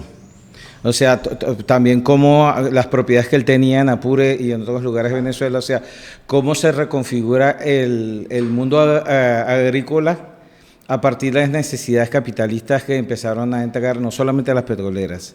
Entonces, digamos que eso complementa otras investigaciones que son necesarias. Esto da para muchas cosas que yo quisiera comentar, pero ahorita tengo una pregunta porque me interesa saber a partir de qué fecha es que empezó a incidir y estoy pensando en específicamente en Medina Angarita. O sea, sí. Quiero saber si tienes información porque durante Medina Angarita se dieron varias cosas que parecen no son muy importantes, pero parecen cosas de detalles, como por ejemplo el hecho de que a partir de Medina Angarita fue que se autorizó, por ejemplo, el vertir aguas servidas en el río Guaire. Hasta los años 40 la gente se podía bañar en el río Guaire, pero fue Medina Angarita el que introduce eso, pero también Medina Angarita introduce otras cosas más. Empieza el tema de la seguridad social, empieza el tema de la sanidad, de la salud pública, que sabemos que es un modelo que viene impuesto también por Rockefeller. O sea, por eso quiero saber, bueno, y otra cosa que también va con esa, porque como dije, tengo muchas cosas que me gustaría hablar, pero me interesa esa y otra vinculada con esa. El rol que también jugó en este proceso que estás describiendo la iglesia de la mano de Rockefeller, por lo menos Medina Angarita y la iglesia, lo que me interesa para saber si tienes una información sobre eso. Bueno, en realidad, muchísimas gracias, Eric. En realidad tengo poca información sobre la relación, por lo menos en particular, de la iglesia. No ha sido un campo mío de investigación, pero sí es una brecha interesante. También te quería agradecer porque la brecha, la arista legal es vital en la comprensión de ese fenómeno. Porque así como la materialidad fue trastocada, la legalidad a todos los niveles, desde el Código de Comercio hasta pasando por supuesto, las cosas más obvias, ¿no? O sea, las leyes que tenían que ver con la tenencia de la tierra, leyes que tenían que ver con, por supuesto, con el negocio petrolero, fueron afectados por estos lobbies petroleros que dirigían Nelson Rockefeller aquí en Venezuela. Pero, evidentemente, yo no tengo información en particular sobre eso. Isaías Medina Angarita, creo que ya estaba en el año 39, que es el momento en que empieza a trabajar el Farol. Ya para el 42, que es cuando tengo esta revista, ya él está. Ahorita no tengo esa fecha, de verdad, me disculpo como historiador que chimbo soy, que no puedo recordar la fecha del momento en que Isaías Medina Angarita, que además es un momento crucial. Isaías Medina Angarita fue un presidente muy raro en el gomecismo, pues, porque además se le considera como el elemento progresista del gomecismo, tanto así que al momento del derrocamiento por el trienio ADECO, por la dictadura de Acción Democrática, la dictadura de Rómulo Betancourt, que hay que decirlo con todas las palabras, o sea, el padre de la democracia no puede ser un hombre que se tiró 3 años de una de las dictaduras más homicidas que haya tenido la historia de este país. O sea, ganándole a Gómez, que bueno, fueron un montón de años de una dictadura llevada a cabo como si fuera esto una hacienda, pues, o sea, con la idea del capataz y del... Sí, bueno, capataz, pues, o sea, esa figura todopoderosa del jefe civil que podía gobernar sobre la vida y la muerte y decidía él mismo cuándo era el juicio, cuándo era la sentencia y cómo era que se aplicaba esa sentencia. Y aún así, bueno, Rómulo Betancourt le echó pichón, hizo una dictadura breve, pero contundente. Entonces, Isaías Medina Angarita tuvo apoyo del comunismo venezolano en defenderse de Acción Democrática. Esa rivalidad entre los dos partidos, entre las dos corrientes, que había comenzado antes, evidentemente, por los intereses norteamericanos que apoyaban a Acción Democrática en ese momento, se termina de consolidar en una acción radical de que los comunistas entregaron armas y salieron a defender a Isaías Medina Angarita. Porque Isaías Medina Angarita había hecho una ley en la que te exoneraban de impuestos si tú incrementabas tu capacidad productiva. Pero él no consideraba capacidad productiva hacer un almacén más grande, sino poner una línea de producción. Y esto es sumamente curioso, porque Fede Cámaras, que es una federación de cámaras de comercio y algunos industriales, estaban interesados, y esto aparece en el libro de los huevos de la serpiente del profesor Moncada, que creo que además es una obra magistral para entender este periodo. Fede Cámaras tiene una acción legal y política sumamente importante en ese golpe, porque los más afectados por esto fueron justamente las cámaras de comercio, porque ellos no estaban interesados en producir, ellos estaban interesados en importar, y el modelo importador se iba a pechar más con Isaías Medina Angarita. Yo no tenía el dato de que Isaías Medina Angarita era el que había empezado a botar aguas contaminadas al Guaire. Supuse que eso había empezado a pasar espontáneamente. Me imagino que habrá pasado espontáneamente y que después Isaías Medina Angarita lo que hizo fue, bueno, legitimar de alguna forma esa situación.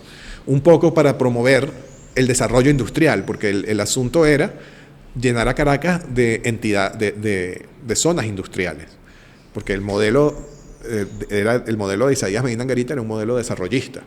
O sea, buscaba esa idea de capitales nacionales dedicados a la industria y con los márgenes de ganancia bajos que tiene la industria.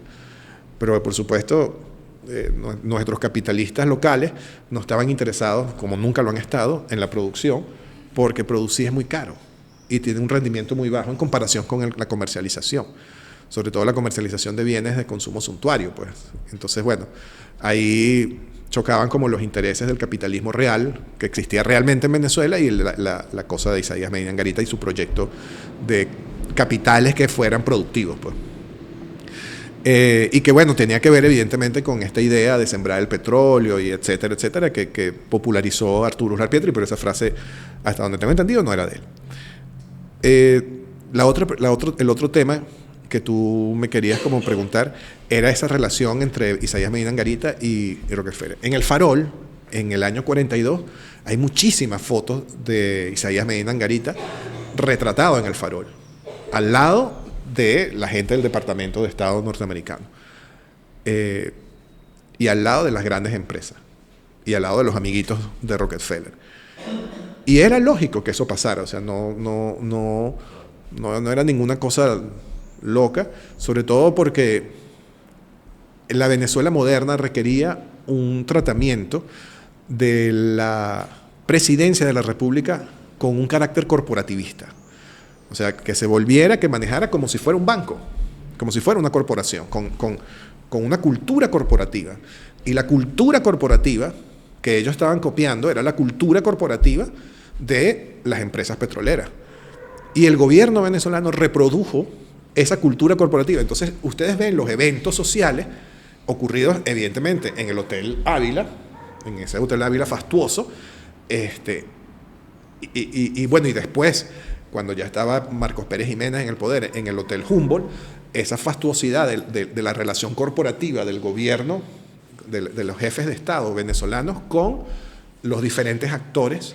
Entonces eran como reuniones de negocios, que eran un poco fiestas, que eran un poco acto social, un poco para la Cámara, un poco para, bueno, reunirse en privado y acordar cosas concretas, desde lobbies específicos para cambiar leyes, prebendas económicas, bueno, actos de corrupción de cualquier índole, o sea, etcétera, etcétera, etcétera. Pero ya Isaías Medina Angarita estaba en esa cultura.